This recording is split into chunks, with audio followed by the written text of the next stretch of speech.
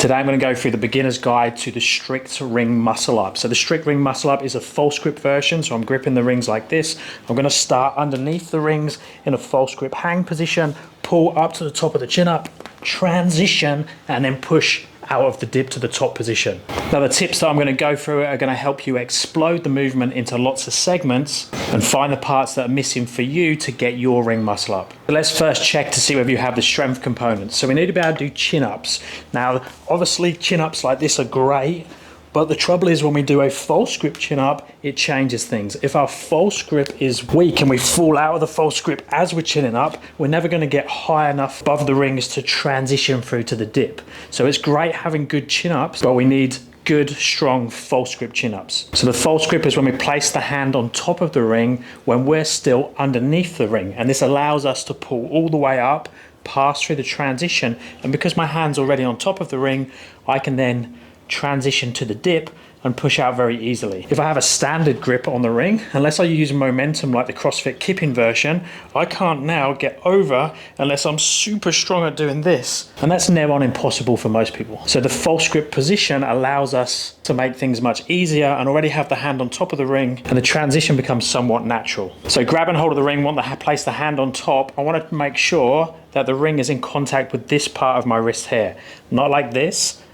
like this. And now it does help to put some chalk on this bit, because when you start out, most people's skin there is very soft. So we need to make sure that we build up this area with conditioning, but to stop it slipping to start with, add some chalk there. So if you do something like that, so I've got the chalk there on the crease and across my hand here, that's exactly where the ring is going to go, and I can place the wrist on top of the ring there. Now when I do my chin-ups, I get into the false grip position on the rings first, make sure that when I come up, I can touch the chest in that position, I can hold in that position, and then I can lower. You might need to turn the rings out, but still maintaining that false grip position. So you could either train that as chin-ups in the false grip position, or you could just train hanging and conditioning that false grip position and just hang out at different positions for time. And then we need a ring dip. So we need to be able to get out of this position and push up to your top support. So number one, can you hold a top support on the rings without this happening? Can you do that nice and still? And then can you go up and down for repetitions? Now, ideally, we should have around 3 to 5 repetitions quite comfortably. And we need to make sure that they're deep enough, so when we get around from that transition to this deep dip position here, we have the strength to push up out of it.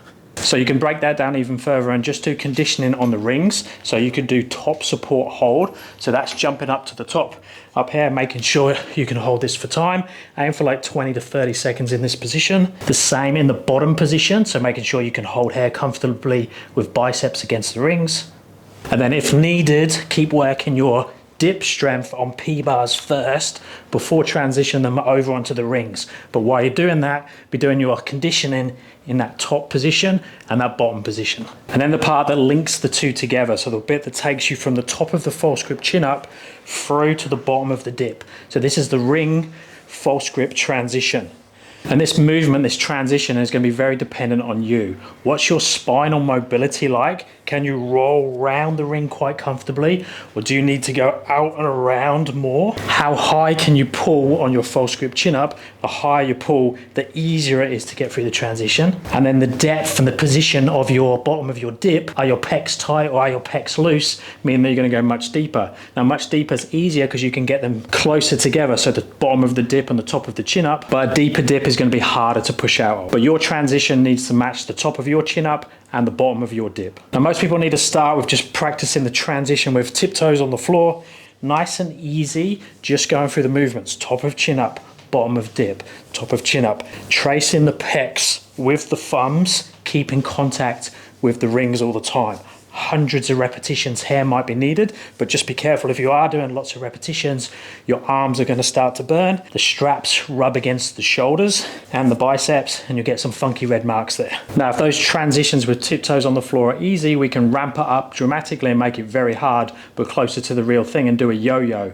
Now, the yo-yo is when I start above the ring, so I'm in this position, and I'm just going to come down a little bit and push back again. If that feels okay, I go further down before coming back again.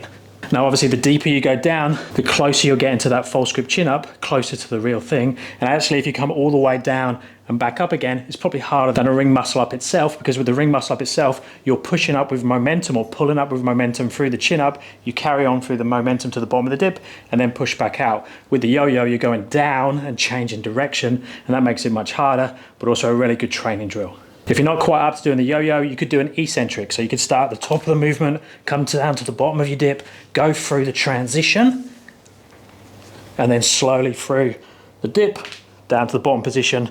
Try not to have any gaps with the movement. Now, if you do have gaps, if there's places where you drop, you could put tippy toes on the box or have someone spot you for it, but just make sure that you're doing something to fill that gap. Now, if you have all those things ticked off, you should be able to do a ring muscle up. If you can do them really slowly, really cleanly, then you should have everything you need. But if you don't, if you can't quite get over, you might need a little bit of help practicing the actual thing, the going up from the bottom, and it's hard to assist yourself in a way that's not really false to the movement. So we can use things like this with the band where we can put it through.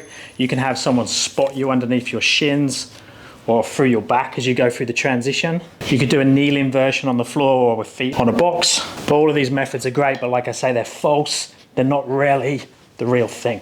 So in this position, I've got to make sure I've got a good false grip. I'm holding onto the band, and what I can do is I can just use the spring of the band to help push me through the transition.